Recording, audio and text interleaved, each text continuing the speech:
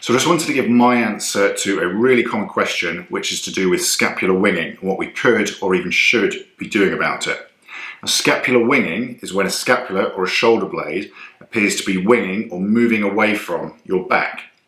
Now, a scapula or shoulder blade has this concave or curved anterior aspect or front edge, which should sit snugly against a similarly curved posterior aspect, so back edge of your rib cage. And that is called your scapulothoracic joint. Now, scapular winging is when we have a space occurring or a loss of congruency occurring at that scapulothoracic joint. Now, most approaches to remedying this will focus on trying to pull that shoulder blade forwards to improve congruency at that joint. However, whenever we think movement, we always have to think relative movement.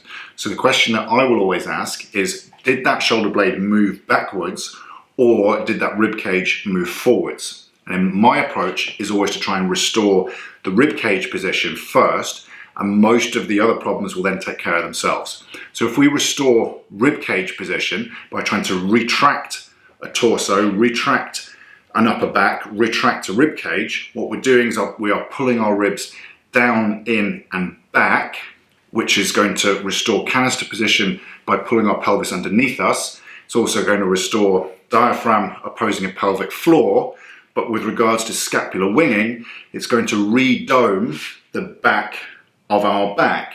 So it's going to pull our back into that space and restore that congruency at the joint. Now, movement is always relative movement, and if we focus on trying to restore pelvis and rib cage, then most of the other stuff will take care of itself.